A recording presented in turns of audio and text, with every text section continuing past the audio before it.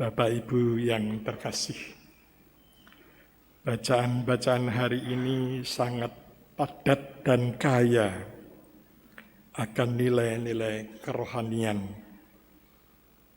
Saya hanya mau mengatakan salah satu yang perlu juga kita perhatikan, yaitu kerahiman dan kemurahan hati Tuhan untuk kita manusia.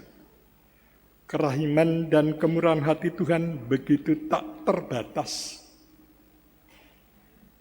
Apapun yang dibuat oleh manusia, umatnya, ia tetap setia dan percaya pada kerahiman kemurahan hatinya. Itu berarti kita diundang sebenarnya. Apapun yang terjadi di tengah keluarga kita, di lingkungan kita, mungkin seperti orang yang hilang. Tapi lalu kita bertanya, apakah kita cukup mempunyai kekuatan di dalam diri kita untuk selalu bertumpu pada kerahiman dan kemurahan hati yang ditanam Tuhan di dalam diri kita. Kita kurang belajar, maaf kalau saya ngomong agak tegas. Kita mungkin perlu belajar hening untuk mendengarkan kualitas-kualitas hati Allah di dalam diri kita. Kita perlu mencari tempat yang sunyi untuk memperhatikan supaya kita menjadi semakin peka terhadap suara-suara Allah yang adalah suara kasih, yang adalah suara cinta. Di tengah keluarga, entah hubungan suami istri, pasangan, entah orang tua terhadap anak, kadang-kadang begitu mudah kita tersulut oleh perasaan-perasaan marah, jengkel. Kadang-kadang kita mudah juga tersulut oleh pikiran-pikiran negatif terhadap anggota keluarga kita, terhadap orang-orang di sekitar kita. Kita perlu seperti Yesus belajar hening, entah di tepi pantai, entah di gunung. Hening untuk mengakrabi kebaikan-kebaikan Tuhan. Kalau boleh, kebaikan itu semakin menguasai diri kita. Kalau boleh, cinta, kerahiman, kemurahan hati itu juga semakin menguasai seluruh sikap hidup kita.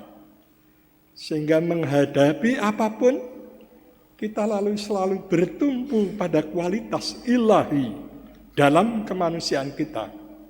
Kita lalu bertumpu pada daya roh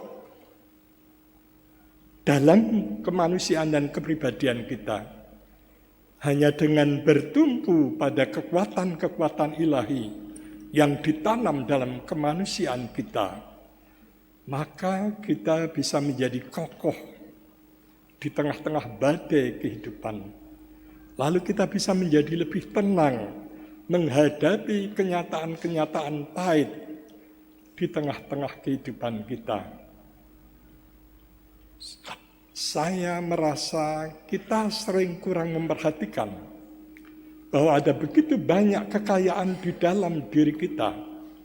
Kita sering sibuk mencari kekayaan-kekayaan yang ada di luar kita. Bukannya tidak boleh, boleh. Tapi jangan lupa untuk mencari dan menemukan kekayaan-kekayaan rohani di dalam diri kita. Kalau kita dipanggil melalui permandian, bahkan penguatan, lalu merayakan sakramen-sakramen ini, sebenarnya kita diundang untuk mengakrabi sebenarnya kasih Allah di dalam diri kita.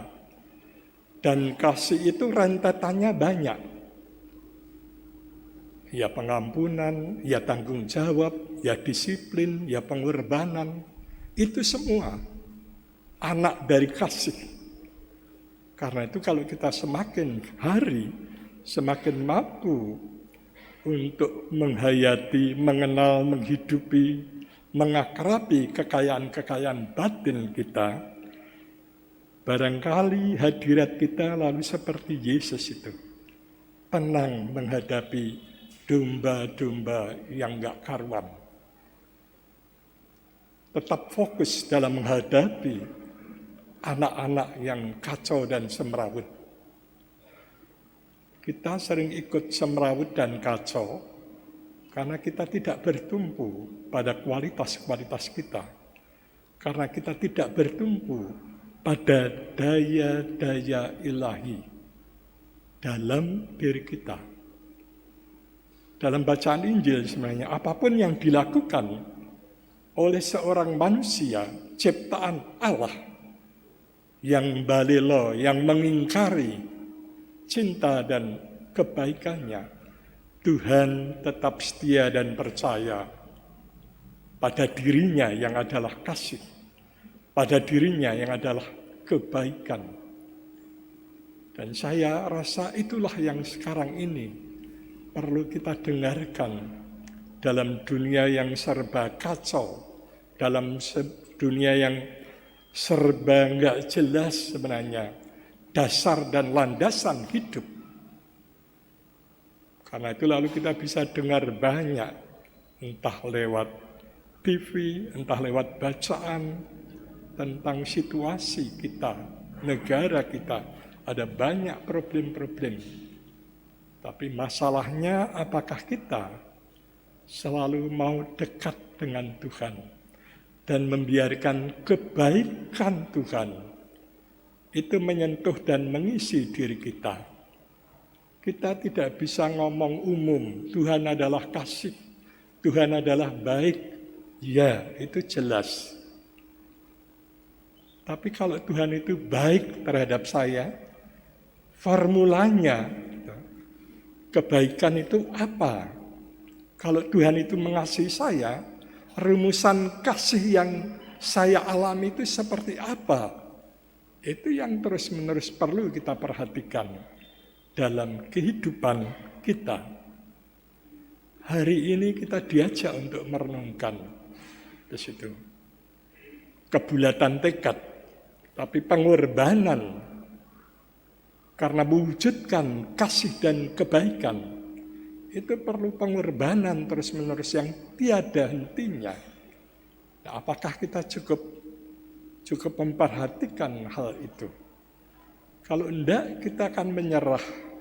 Kalau enggak, kita akan putus asa. Kalau tidak, kita akan berhenti. Padahal daya hidup ilahi itu adalah energi yang mampu mengubah kehidupan. Daya hidup Allah yang dicurahkan kepada kita, itu mampu membantu kita untuk sedikit demi sedikit mengubah dunia. Ada transformasi dalam kehidupan. Sejauh kita pertama-tama care, mempunyai perhatian terhadap hidup batin kita, kekayaan-kekayaan batin kita. Banyak sekali saya berhadapan dengan orang-orang yang kebingungan. Entah karena alasan apapun. Tapi selalu saya mengajak, bertumbuhlah pada kebaikan Allah yang ditanam dalam kebaikanmu. Bertumbuhlah pada daya hidup roh yang ditanam dalam kemanusiaanmu. Karena itu lalu tugas kita adalah memang mendengarkan kebaikan-kebaikan dan bertumbuh di sana sehingga tidak hanyut dan tidak tenggelam karena badai-badai kehidupan yang menyerang kita. Allah memberi kekuatan memang supaya kita tabah, supaya kita kuat menghadapi apapun. Jalannya bertumpu pada kekuatannya yang telah diberikan pada kita masing-masing.